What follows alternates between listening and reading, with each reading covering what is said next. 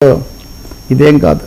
Yeah sir, ఏంటి Chandrababu vision 2047 అంటే YS Jaganmohan Reddy గారి విజన్ 2027 ఏంటి? జమిలీ వర్సెస్ అభివృద్ధి. ఇదే తమాషా. ఇప్పుడు వాస్తవంగా న్యూ ఇయర్ 2025 గురించి మాట్లాడాలి. ఇప్పుడు ఆంధ్రప్రదేశ్లో చంద్రబాబు నాయుడు అంతా 2047 గురించే మాట్లాడుతున్నాడు. ఏ విషయం చూసినా 2047లో పోనీ అందులో ఉన్నవన్నీ చూద్దామంటే చాలా మామూలుగా పేదరికం, జీరో పేదరికం, ఆరోగ్యానికి ప్రాధాన్యత, ఇట్లాంటివి ఎప్పుడు ఉండే లక్ష్యాలే. 47 నాటికి ఏం జరుగుతాయన్న విషయం అలా ఉంచి దీనికి విరుద్ధమైన ఇంకో అంశం కూడా ఉంది. అదేంటంటే ఆయన ప్రతి సమావేశంలో వీటి కోసం జరిపే వాటిలో ఒక విషయం చెప్తున్నాడు. పెట్టుబడులు పెట్టడానికి రండి, మా రాష్ట్రానికి రండి అని ఆహ్వానిస్తే అందరూ నన్ను ఒక ప్రశ్న ఇస్తున్నారు. అవునండి, మీరు మంచివాళ్ళు, బాగా చేస్తారు, సమర్థులు, సైబర్ సిటీ పెంచారు, ఇవన్నీ నిజమే. కానీ మీరున్నారని నమ్ముకొని వస్తే రేపు జగన్ గెలిస్తే మా పరిస్థితి ఏంటని వాళ్ళు నన్ను అడుగుతున్నారు అని ఆయన ప్రతి సమావేశంలో చెప్తున్నారు. అంటే అలా చెప్పడం ద్వారా జగన్ గెలిచే అవకాశం ఉంది, లేదా జగన్ గెలవచ్చు అని పారిశ్రామికవేత్తలు భావిస్తున్నారు, లేదా ప్రజల్లో అటువంటి ప్రశ్న ఉందని ఒక అభిప్రాయానికి అవకాశం ఇస్తున్నారా? మామూలుగా మాట్లాడట్లా. వాస్తవానికి ఇప్పుడే వచ్చే ఎన్నికల గురించి మాట్లాడక్కర్లేదు. కానీ పదే పదే పారిశ్రామికవేత్తలు కానీ, పెట్టుబడులు పెట్టేవాళ్ళు కానీ, రాజకీయ వర్గాలు కానీ, ఇందాక నేను మోదీ బీజేపీ గురించి కూడా చెప్పాను కదా, అందువల్ల ఒక డైలమా, ఒక సంధి, అది కొనసాగుతుంది. కాబట్టి దీనికి కారణం ఏదైనా సరే 2047 గురించి మాట్లాడడం చాలా మంచిది అని ఆయన భావిస్తున్నారు. 2047 వరకు ఇది ఉండాలండి. ఒక విధంగా ఇది 2020. చంద్రబాబు నాయుడు గతంలో 2020 విజన్ తెచ్చాడు. ఎప్పుడు తెచ్చాడు? 2000 సంవత్సరంలో తెచ్చాడు. అప్పటికి 20 ఏళ్ళు. ఇప్పుడు 2024లో ఆయన 2047 గురించి మాట్లాడుతున్నాడు. అవును. అంటే ఏంటి? అలాగే ఇప్పుడు కూడా అంతే, 20 ఏళ్ళు, 23 ఏళ్ళు.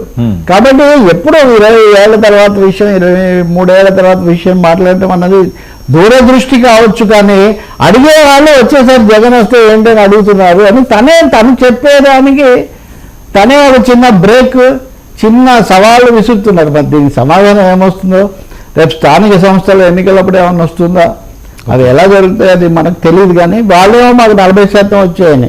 ఇప్పుడు మీరు చెప్పిన రెండోది, ఈయన 47 అంటుంటే ఆయన 27 అంటున్నాడు. ఇద్దరు 25 గురించి ఎక్కువగా మాట్లాడలేదు.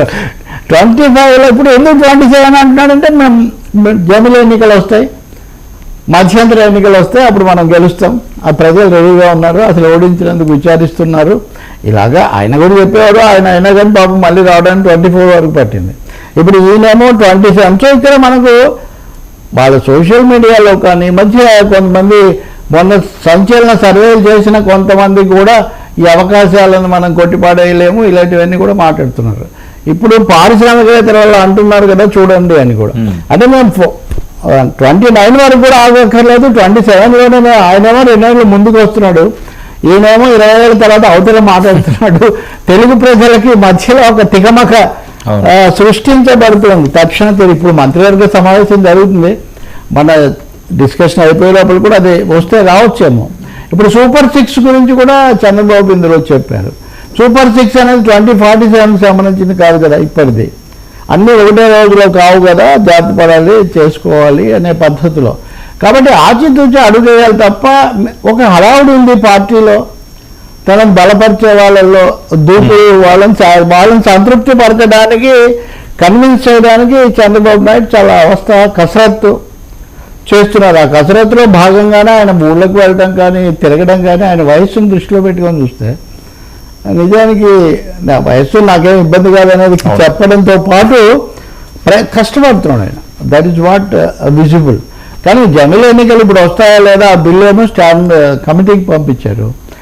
2027లో ఎన్నికలు వస్తాయనడానికి ఏమో ఆ పెద్ద ఆధారం ఇప్పుడేం కనిపించట్లేదు. కాకపోతే వైసీపీ జగన్ వాళ్ళను కాస్త ఉత్సాహంగా ఉంచడం కోసం, హోల్డ్ చేయడం కోసం ఆయన 2027 మంత్రం వాడుతున్నాడు.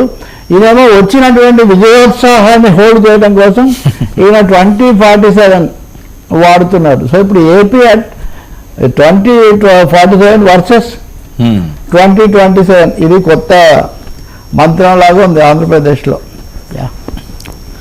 సార్, 2.5 గంటల పాటు పోలీస్ విచారణ, ఏదైతే రేషన్ బియ్యం అనే అంశం బందర్లో మనం గతంలో ప్రస్తావించాము, అది జయసుధ గారిని బెయిల్ ఇచ్చినా సరే పోలీసులు విచారణ అయితే చేయించారు. న్యాయవాదుల సమక్షంలో ఈ విచారణ జరిపారు. కోర్టు ఆదేశాలతో ఆవిడ కూడా హాజరవడం జరిగింది.